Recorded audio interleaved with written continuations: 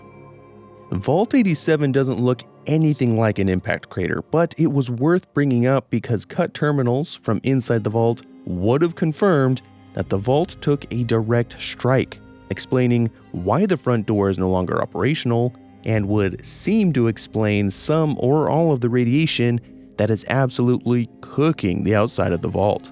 Megaton is a must-go location for any pilgrimage of Adam, and the good confessor is still there, shepherding Adam's folk, just like I remember.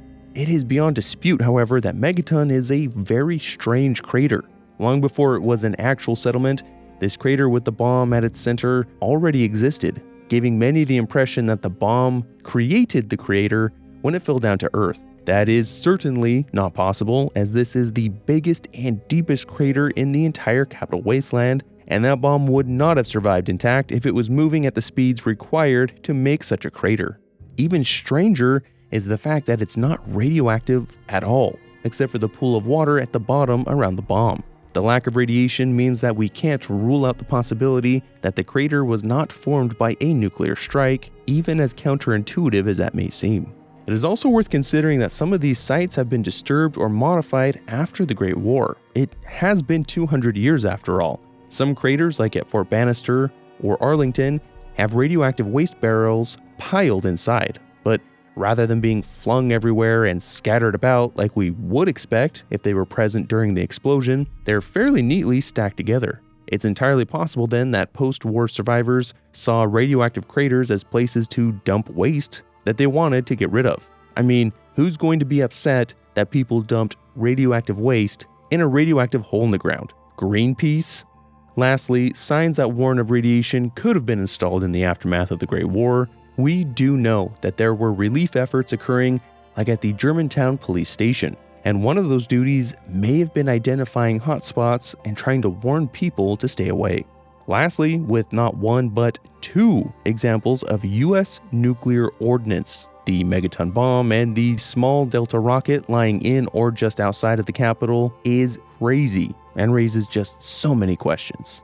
But we must now turn our eyes to the west, because Gray has been complaining about not being able to gamble his ill-gotten gains away for far too long now.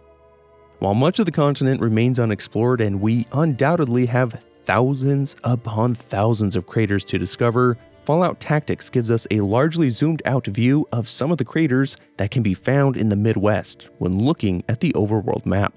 No craters are ever observed in the local maps, so the overworld is all we have to go off of. But that doesn't mean that the craters we see on the world map are the only impact sites. There could be plenty that are too small to be seen or were airburst and therefore didn't leave much of a crater. But I can't exactly observe what isn't there.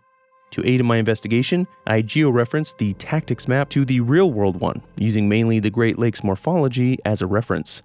It does mean there is some error, but looking at the far end of the map, which should have the greatest error, we see some of the real-world cities and their tactics locations are pretty close. So I have good confidence in my methodology.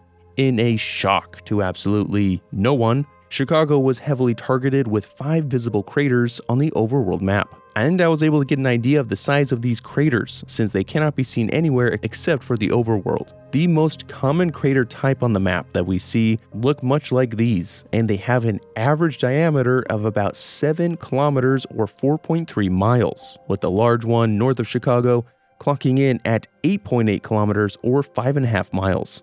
These are frankly astonishing sizes for nuclear craters. The largest crater in the US made by a nuclear device is not even a half-mile wide. These craters are more like asteroid impacts than anything man-made. So while Chicago was targeted to cause mass casualties and to destroy an important metropolitan and financial hub of the United States, the northernmost crater very likely targeted the Naval Station Great Lakes, which in our world is the Navy's largest training facility that provides support for Navy operations, which would make it a very desirable target. Immediately west of Chicago is another crater field of 11 craters near the in-game location of Rock Falls, which aligns with the real-world town of Rock Falls. Nothing on the Fallout map or in the real world give any justification for this level of bombardment here, but there always exists the possibility that in the Fallout universe, something of importance could have been built out here. Military installations, research sites, or even nuclear missile silos could have been valid targets for Chinese nukes. I also think it's interesting that nearly all the craters are asymmetrical, giving the impression that whatever bombs or missiles caused these craters traveled along an eastern trajectory. The remains of St. Louis are so interesting to me because a giant crater field of about 11 or so sits just east and north of the city, even on the Fallout map. Literally, the city was spared an entire salvo of city-destroying nuclear strikes, and they even landed on the far less populated side of the city as well. So we're left to wonder why the missiles targeted Litchfield and Gillespie? What is this name? Rather than, the large urban area just southwest. I don't know if we can just assume they all missed because China had a horrible aim. They absolutely nailed Chicago, so we are left to wonder then if it was purposeful, and the Reds had valid targets outside of the city, or if St. Louis itself had some sort of self-defense system, jamming or altering the course of missiles bound for it. Although it appears the second biggest city in Missouri somehow escaped looking like the surface of the moon, Kansas City, the state's largest city, was not spared. Kansas City has around 6 large craters on and around it, and in-game, the survivors of the bombardment largely ghoulified, perhaps indicating that Kansas City was targeted with dirtier bombs. The next crater field is an interesting one as well. A large bombed-out area in former Nebraska just misses the capital city of Lincoln and hammered plenty of rural land surrounding the city, and only seemed to also hit the southern part of Omaha.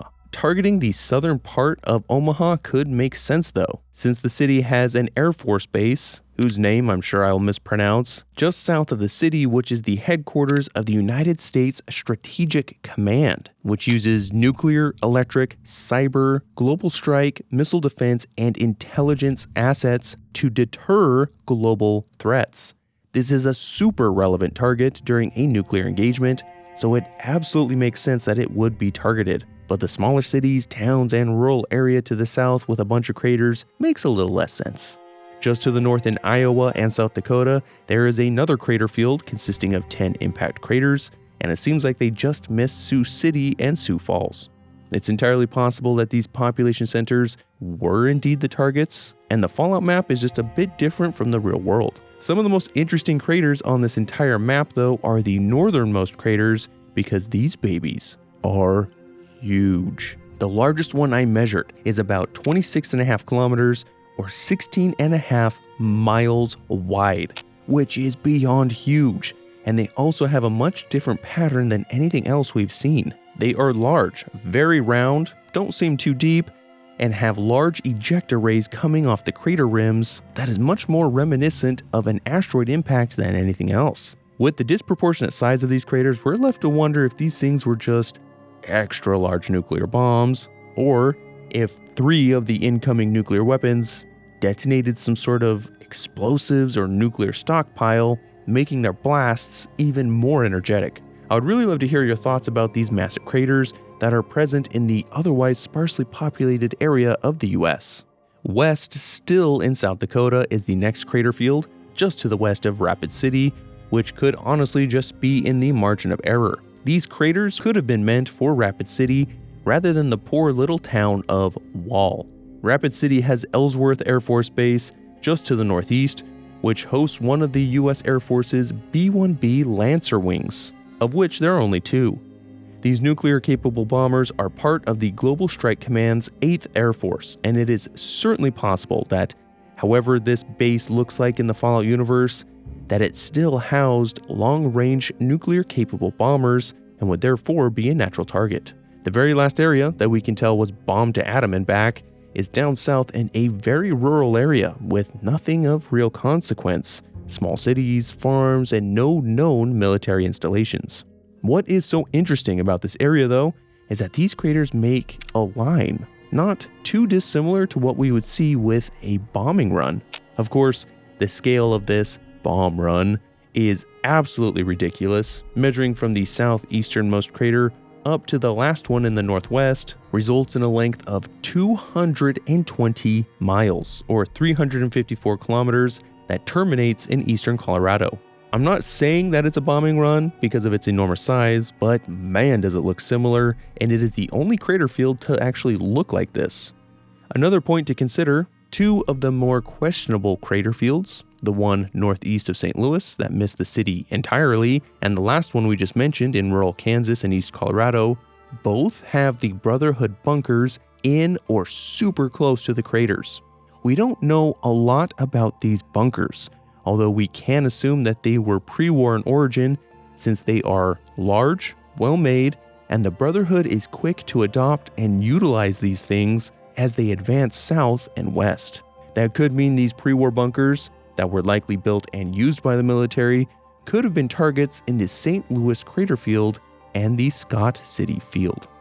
One thing to consider in this region, and especially in the north, is the possibility that the Chinese could have been playing into nuclear sponge theory. It's fairly well known that throughout much of the Great Plains regions of the US, a comparatively sparsely populated region, the US maintained hundreds of plainly visible nuclear launch sites. One of the stated objectives of these sites is not just to serve as a nuclear deterrent or offer first strike capabilities, but also was to draw enemy fire away from population centers in the event of total nuclear war. These massive explosions seen throughout South Dakota could be an attempt to disable as many nuclear launch sites as possible, and I think we can all appreciate the cold calculus of war that has us thankful that we find a 16-mile wide crater where a relative backwater like Sioux Falls once stood instead of major cities like Boston, D.C., or the shining jewel of the Mojave itself, New Vegas.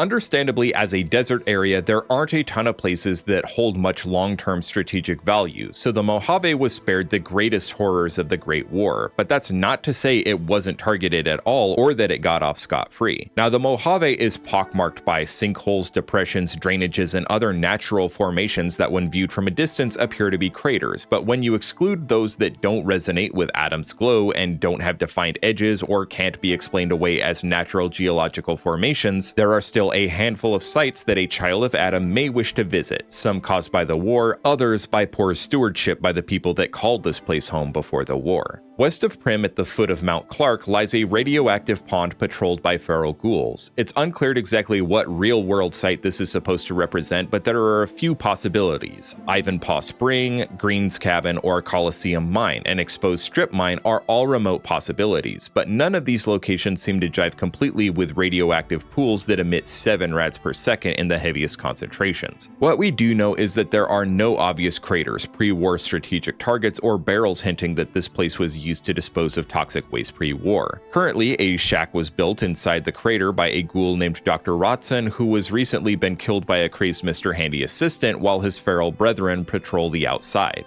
In the far northeast corner of the map, there is a very large crater near the western bank of Lake Mead. It is clear from the pronounced ramp leading into the crater and large number of radioactive barrels that litter the crater that this place was used to dispose of nuclear waste. Its location far from Vegas suggests that this site was well chosen for such a purpose. It's unclear if this is a natural sinkhole or man-made, but what we do know is with 8 rads per second concentrated on the pile of barrels, this site is radioactive due to intentional human contamination rather than residual ordnance detonations. Southeast of Searchlight, nestled in the cliffs and hills overlooking Cottonwood Cove, lies another radioactive pool of water inhabited by golden geckos. Much like the first site we looked at in the Mojave, there are no barrels, no craters, no strategically important locations nearby. Absolutely no reason why this area should emit 7 rads per second in its heaviest concentrations. But one thing is for sure, you won't catch me visiting that hole without a bandolier or two and some RadAway handy.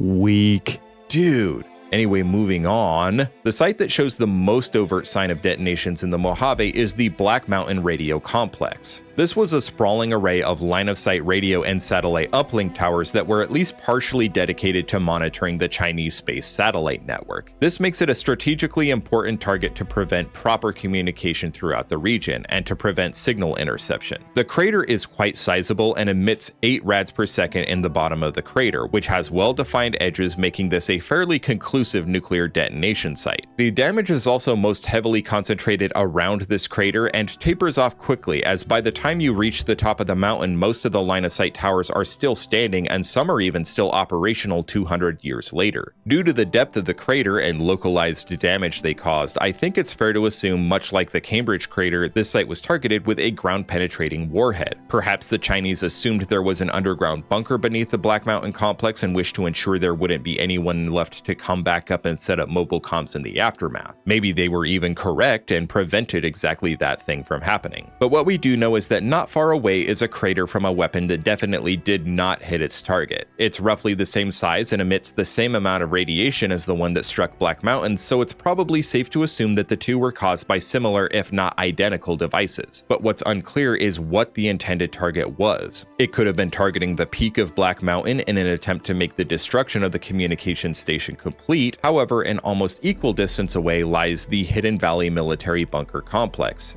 Hidden Valley utilized an experimental system which aerosolized specialized dust which contained ferromagnetic compounds which interfered with guidance systems. So the presumed bunker-busting nuke could have been intended to strike Hidden Valley, but instead landed a safe distance away in the direction of Black Mountain. We don't know for sure, but either theory holds merit, I think. And of course, no exploration of the Mojave's well-known radioactive hotspots could be complete without a visit to the old nuclear testing grounds. The area is home to an army of feral ghouls and 3 well-defined craters. In its highest concentrations, this area emits 13 rads per second, though one has to climb over the rusty chain link to find it. I hope you've had your tetanus shots. Naturally, this is a domestic weapons test site, so the craters are from American warheads and not likely from Chinese weapons. Still, it's worth mentioning. Big Mountain is the high-tech scientific research facility still being run by old scientist brains that are farther past their expiration dates than a can of cram. We don't quite know exactly where Big MT is located. Seriously, I have no idea how we got here. We were just trying to watch a movie and bam, we are in science hell here. It was a good stroke of luck for RadKing's pilgrimage though, because an area known as Boomtown was a fake town built to test the effects of different weapons. Nearly everything is destroyed here and it is peppered with small craters that are almost all filled with a strange glowing green substance. They aren't that radioactive though, peaking only at 2 rads, so we are left to wonder what kinds of weapons they were testing. The fact that craters lead a away from the town suggests these could be the result of carpet bombing, but considering they lead in a straight line toward a heavy artillery battery like the ones that were constructed around Anchorage, Alaska, it's fair to say this is likely the source of the weird green goo producing ordnance, and they really needed to work on their aim. Either that or the quality control for the propellant.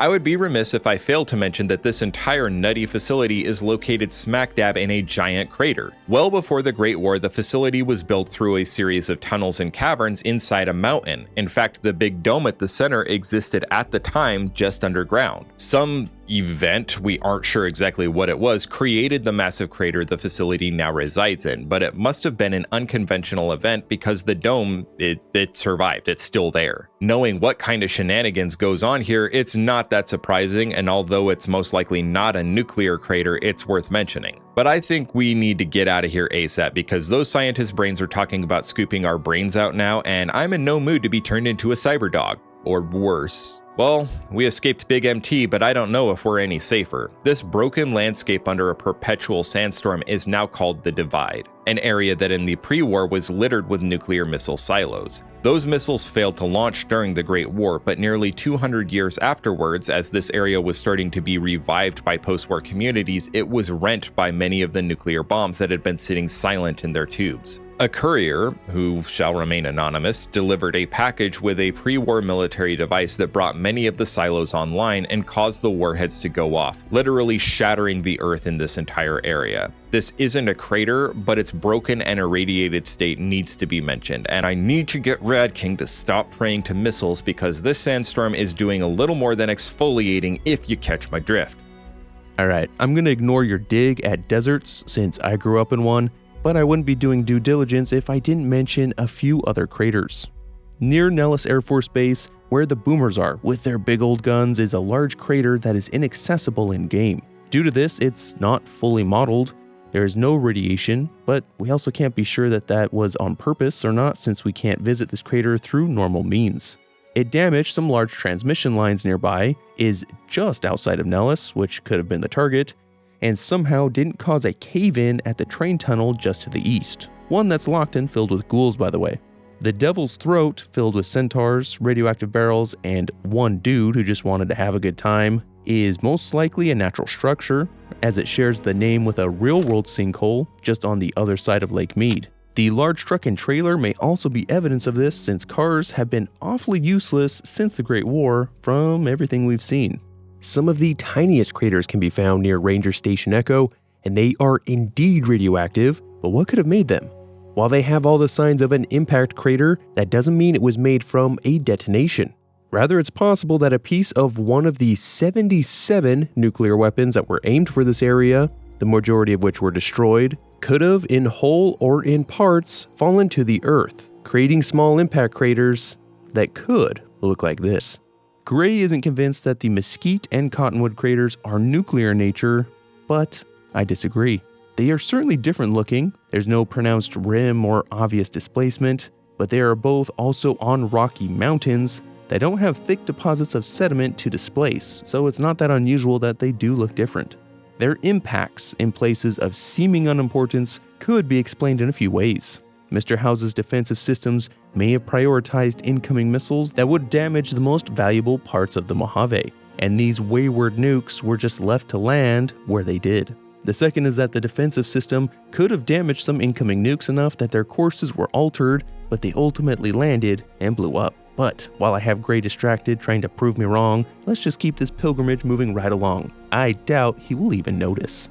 The Northwest US was the setting for the fabulous Fallout 2, and despite the fact that it covers an area of the continent second only to Fallout Tactics, rather remarkably, we only see one crater. Kind of wild to think that there's only one observable crater, and it exists once again only in the overworld map, and not in any of the local ones. The one crater that we can see is very large, with the radial ejecta like we saw with the mega craters in Fallout Tactics. It was around 13 miles or 21 kilometers in diameter, once again making this just an insane crater.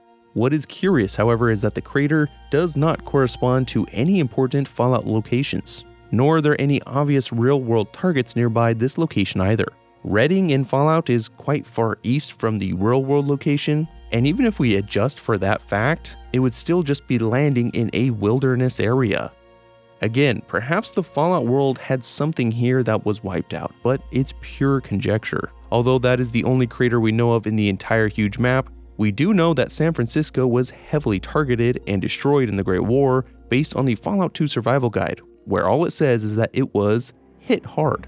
However, we do not see craters on the overworld map, nor do we see any craters in or around San Francisco itself when in-game, so our pilgrimage to San Francisco has largely been a waste.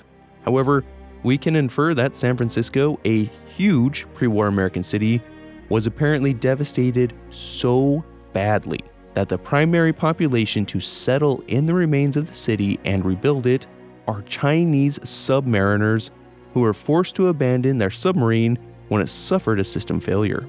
The fact that they are the predominant group in San Francisco goes to show how much of the original population was killed or forced to flee from the devastation from the Great War, and might serve as our best hint at the level of destruction. Now, Fallout 2 and Fallout 1 are not that far apart. In fact, parts of their map overlap with one another, and despite that, and the fact that the Fallout 1 map is smaller than Fallout 2, we see far more craters in Southern California than in the north. Like at least 8 more craters than the measly one in a random part of Northern California. But if I am coming to Southern California, I'm making a beeline to the most radioactive and holy place of them all, the area known locally as the Glow. Just east of San Diego, this area is one of the most intensely bombed parts of the former United States that we know of. The Earth is scorched and black, and at its center is a massive crater centered nearly directly on the pre-war West Tech Research Facility. The facility is one of the most important places in the entire series, because it was here that pre-war research that first started with looking for a cure for the new plague that was sweeping across America eventually morphed into the Forced Evolutionary Virus Project. FEV showed enormous potential for military application, reforming humans into stronger, faster, and smarter beings at a genetic level. The military would eventually take over all FEV research, and just before the Great War, they moved that research to a newly constructed base farther up north called Mariposa, but the West Tech facility would continue to research and develop power armor and laser weapons, cutting-edge tech that was giving the US an edge in its ground war in China. Therefore, it's no surprise that the Chinese were well aware of the facility and decided to heavily target it on October 23, 2077. The area is very radioactive at around 1,845 rads per hour, right at the entrance to the facility. The facility itself appears to have been constructed underground and fortified, likely to harden it against incoming missiles, but the bombs were able to crack it open anyway and knock much of it offline. There's no way to confirm this. However, I do believe that the West Tech facility likely took multiple direct or near direct hits for a few reasons. First, it's obvious that the facility was underground and fortified to survive exactly this scenario, since we access it from the top of the facility, which is seen as a gaping hole in the ground with rebar splayed out. Secondly, the shape of the crater is irregular, which would make much more sense if it wasn't just one impact but several that landed near enough to each other to make it somewhat circular, but nothing nice and round like a single impact. The third reason though would have to be that it appears the crater area was pounded so hard that lava has erupted and flowed out from the crater site. Of all the devastated places we have prayed at so far, this is the holiest of them all, as it seems more acts of division happened on this hallowed ground, more so than any other place in America. Leaving the Holy Glow and traveling north towards the remains of Los Angeles, now known as the Boneyard, there appears to be 2 large craters side by side, and they seem rather deep. They're only visible on the overworld, but with the largest diameter of 13.5 miles or 22 kilometers, these explosions would have been incredibly massive. Not quite as large as the big ones in Tactics, but not that far off. It is unclear what these would have targeted. They land in the real world just east of Murrieta in a mountainous, sparsely populated area, so perhaps the Fallout world had something important here. Just west of these twin craters, though, is the mother of all craters, one so massive it altered the coastline and completely vaporized the southern part of LA. Say goodbye to Disneyland, because this is the biggest crater in the entire series. After I geo-referenced the map, I measured the diameter at 21 miles or 34 kilometers wide. Insane. This one was obviously meant to induce mass casualties, and due to the quite circular crater shape and uniform ejecta rays, this was likely one single detonation that did all of this damage. North and west of LA is another large crater, although it appears to have largely missed the city and really any large population centers, although LA in the Fallout world had more sprawl in this area than in ours, so there were undoubtedly many casualties still. Although California has more military bases and installations than any other state, it is only this last group of craters that appear to have targeted such places. Two overlapping craters are just north of Junktown and not much else, but in the real world, these are smack dab in the Naval Air Warfare Center, China Lake. This center is the Navy's largest land holding in the entire nation and used for weapon research and development. Weapons like the Tomahawk cruise missiles and AIM-9 Sidewinder missiles are some such projects. It makes sense this would be a valid military target, although it is curious that no such craters can be found near other nearby military installations like Edwards Air Force Base, Fort Irwin, and the Marine Corps Air Ground Combat Center. Two more craters are found just north, seemingly in the wilderness areas, but if we shift these craters a bit more south on the real-world map, they can all land in or pretty close to the Naval Warfare Center. And of course, we should not forget the newest addition to the Fallout universe, the Fallout TV show, which takes place predominantly in the Los Angeles area. 4 large detonations are seen in the city itself, the 4th one landing just south of the Griffith Observatory, where the initial antagonist has her base of operations. We get a pretty good look at the big old crater, and it is big, but still not quite as large as the all-time winner from the first Fallout. Looking at the map, this crater looks like it would have landed just south of the Boneyard.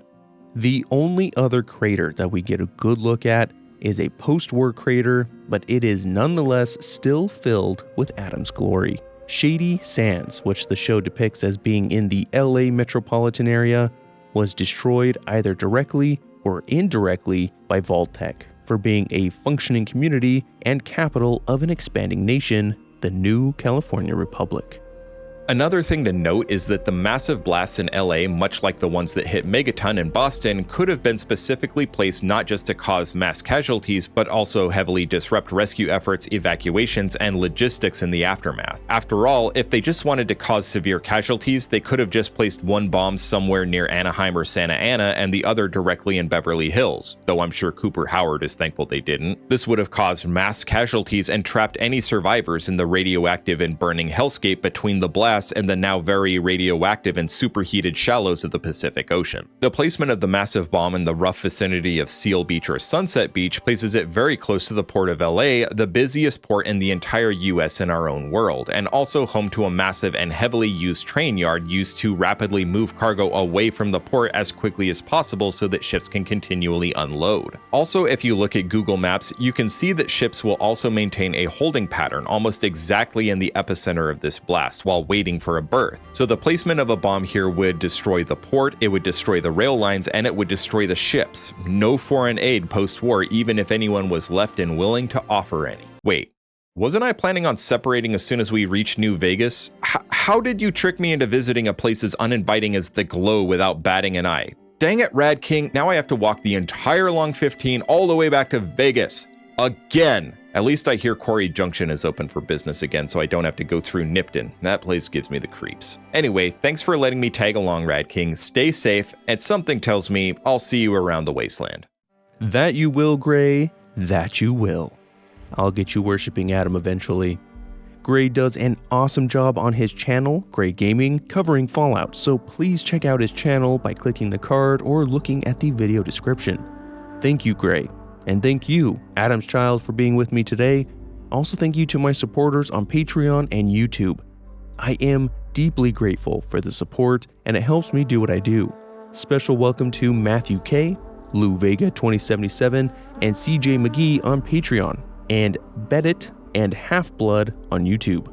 As always, a huge thank you to my top tier All to Atom supporters: Acrid B, Gardner Minshew Simp, Dami Double, Tapey Papey, Juan Vader, The Breadman, Tyler Eaton, Owen Balzer, and 94, Tessa Storm, Unky Nick, TSK Lego, Joseph Winkler, Shallow Fire 13, and Nathaniel Jolling. You are the neutrons that feed the chain reaction. Take care of yourselves, everyone. Walk in Atom's glow, and I will see you soon.